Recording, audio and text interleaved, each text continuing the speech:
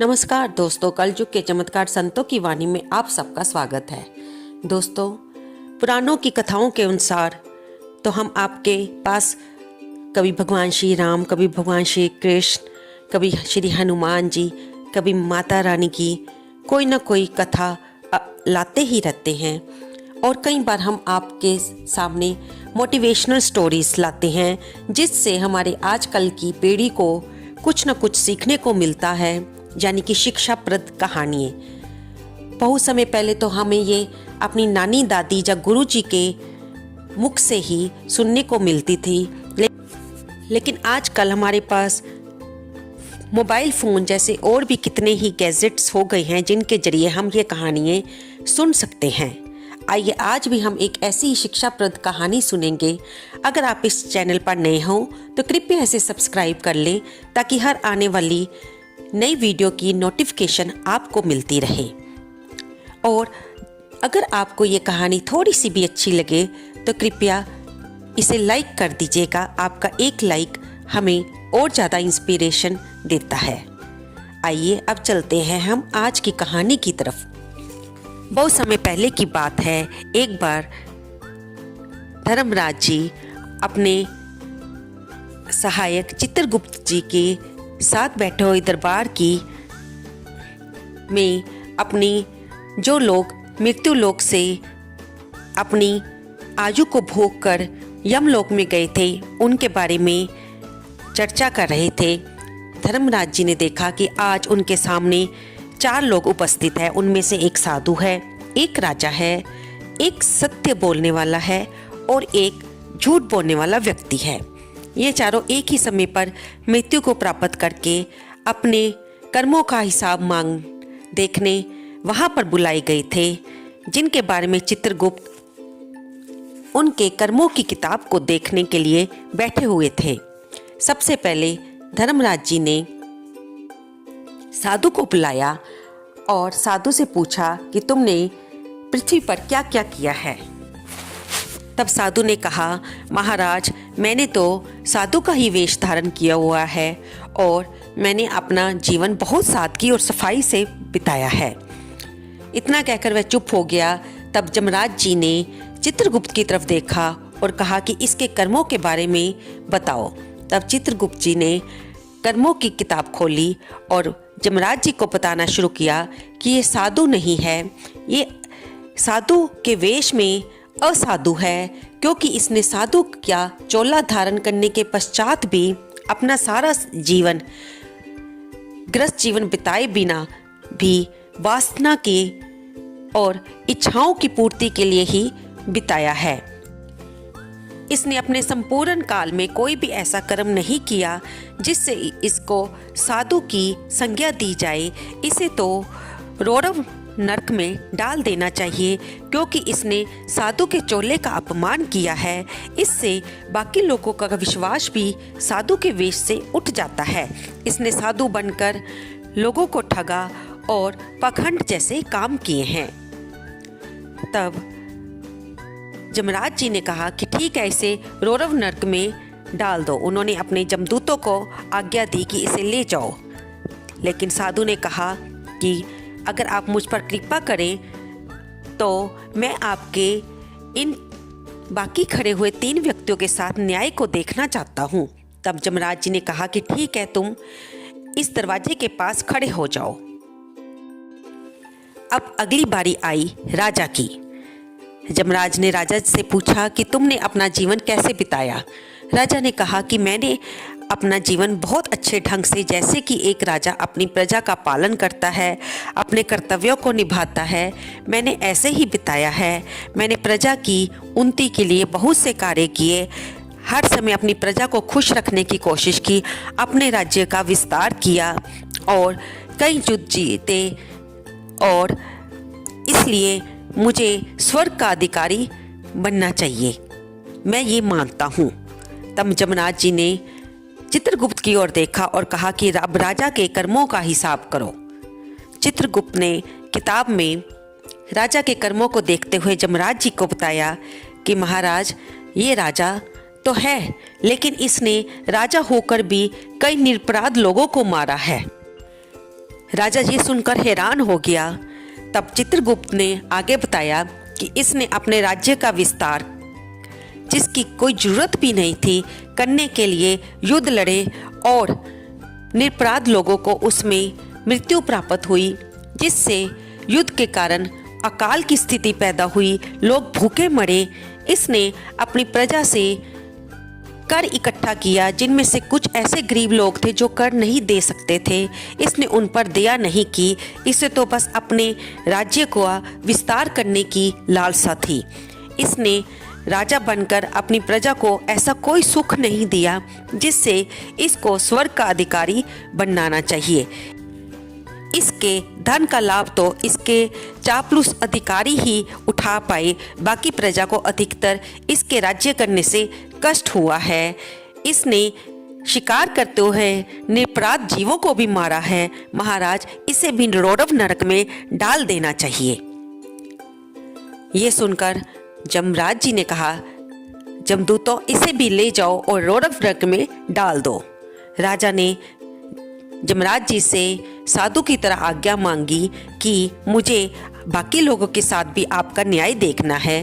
प्रभु, मुझे कुछ देर यहाँ पर रुकने की आज्ञा दीजिए। जमराज जी ने उसे भी साधु के पास खड़ा कर दिया। दोस्तों, अब बारी आती है वह व्यक्ति जो कि अपने आप को सत्यवादी कहता था। जमराज जी ने उससे पूछा कि तूने मनुष्य लोक में अपना जीवन कैसे बिताया? तब उस व्यक्ति ने कहा कि मैंने अपनी जिंदगी में आजीवन झूठ नहीं बोला, मैंने हमेशा सत्य का साथ दिया और सत्यभाषी रहा हूँ। मुझे तो स्वर्ग मिलना ही चाहिए। ऐसा कहकर वह चुप हो गया। तब जमराज जी ने दोबारा चित्रगुप्त की ओर देखा और कहा, इसके कर्मों का हिसाब देखो। चित्रगुप्त ने उस सत्यवादी व्यक्ति के बारे में कर्मों का हिसाब देखा तो उसने जमराज जी से कहा कि मुझे नहीं लगता इसे स्वर्ग को भेजना चाहिए। तब उसने आगे बताया कि इसने अपने सत्य का भाषण देते हुए, हमेशा हर समय सत्य बोलते हुए, इसने यही नहीं देखा कि इसका सच कितने ही निरपराध लोगों को कष्ट पहुंचा रहा है। एक बार एक कसाई ने 2 गौओं को मारने के लिए ले जा रहा था। वे गौएं उससे रस्सी चुराकर भागी और दूर चली गई। तो रास्ते में ये खड़ा था। उस कसाई ने इससे पूछा कि वे गौएं कहाँ गई हैं, तो इसने उसको गौओं का पता बता दिया, क्योंकि ये सच बोलता था। वे गौएं दोबारा कसाई के हाथ में लग गई और मृत्यु को प्राप्त हुई। ये चाहता तो झूठ बोलकर उनके प्राण भी बचा सकता था। फिर इसने अपने देश के सभी रहस्यों को अपने शत्रु के सामने उजागर कर दिया जब ये उनके सैनिकों के द्वारा पकड़ा गया। वहाँ के राजा के पास जब इसे ले जाया गया तो इसने सच बोलने के चक्कर में अपने राज्य के सारे भेद उस राजा को बता दिए, जिससे इसके देश का बहुत भारी नुकसान हुआ। इसने जब जब सच बोला तब तब किसी न किसी जीव का मृत्यु हुई और इसने सच बोलते हुए ये कभी नहीं देखा कि इसके सच बोलने से जीव मृत्यु को प्राप्त हो रहा है, या किसी का नुकसान हो रहा है, या किसी असहाय जीव को कष्ट सहना पड़ रहा है, या किसी गरीब लाचार व्यक्ति को दुख का सामना करना पड़ रहा है। इसने कभी भी ये नहीं सोचा ऐसा सच बोलने का क्या फ़ायदा जिससे किसी का नुकसान हो, किसी को कष्ट सहना पड़े, कोई मृत्यु को प्राप्त हो। अगर हमारी बुद्धि ये भी नहीं सोच सकती तो हमारे उस सच बोलने का कोई लाभ नहीं है। प्रभु, इसे भी रौरव नरक में डाल देना चाहिए। तब राजा जमराज जी ने उसे भी बाकी साधु और राजा के साथ खड़े होने का आदेश दिया। अब बारी आई जो व्यक्ति झूठ बोलता था। जब जमराज जी ने उससे पूछा तो उस व्यक्ति ने, जो कि मन में ये सोच रहा था कि जब साधु, राजा और सच्चे बोलने वाले को भी स्वर्ग हासिल नहीं हुआ तो फिर मेरी तो कोई औकात ही नहीं है, मैं तो सारी जिंदगी झूठ ही बोलता रहा हूँ, मुझे तो स्वर्ग मिलने की कोई गुंजाइश ही नहीं है। उसने जमराज जी से कहा कि प्रभु, मैं तो सारी जिंदगी झूठ ही बोलता रहा हूँ, मुझे नहीं लगता कि मैंने कोई भला काम भी किया हो, आगे आपको जैसा ठीक लगे। तब जमराज जी ने चित्रगुप्त से उसके कर्मों के बारे में भी बताने को कहा। चित्रगुप्त जब उसके कर्म देखने लगा तो वो साथ साथ मुस्कुराने लगा। उसे मुस्कुराते देख जमराज जी बोले, क्या बात है चित्रगुप्त, तुम मुस्कुरा रहे हो? तब चित्रगुप्त ने कहा, ये सच कह रहा है कि इसने झूठ बोला है, लेकिन मैं इसके कर्मों को देख रहा हूँ। इसके हर झूठ बोलने के पीछे किसी न किसी की भलाई छुपी हुई थी। इसने कभी भी किसी को चाहकर नुकसान नहीं पहुंचाया। इसने जब भी झूठ बोला उससे किसी की जान बची। एक बार 4 व्यक्ति डाकुओं से जान बचाकर भाग रहे थे और वे इसके घर के साथ वाले घर में झोंपड़ी में जाकर छुप गए। ये अपने घर के बाहर खड़ा सब कुछ देख रहा था। जब डाकुओं ने आके इससे पूछा कि इसने उन व्यक्तियों को देखा है, तो इसने झूठ बोल दिया कि इसने उन व्यक्तियों को नहीं देखा, जिससे उन 4 व्यक्तियों के प्राण बच गए। इसी तरह इसने जब जब भी झूठ बोला, किसी न किसी जीव को बचाया, किसी न किसी की सहायता की। प्रभु, मेरे हिसाब से स्वर्ग पाने का अधिकारी तो केवल यही वाला व्यक्ति है। तब जमराज जी सुनकर बहुत प्रसन्न हुए और उन्होंने अब चारों को समझाया कि समय समय के साथ धर्म की परिभाषा बदल जाती है। धर्म हमें ये सिखाता है कि हमें किस तरह किसी का भला करना है, किसी को कष्ट नहीं देना, किसी बेजुबान जानवर को दुख नहीं देना है, जानबूझकर किसी को मौत का शिकार नहीं बनाना है, चाहे हमें इसके लिए झूठ ही क्यों ना बोलना पड़े। अगर हमारे झूठ बोलने से भी धर्म की पालना हो रही है तो वो भी धर्म कहलाता है। इस व्यक्ति ने केवल झूठ बोलने का प्रयास किया, इसके अलावा इसके सभी कर्म लोगों की भलाई को जाते हैं, इसलिए सिर्फ इसे एक बार नरक को देखना ही पड़ेगा, उसके बाद ये स्वर्ग में चला जाएगा।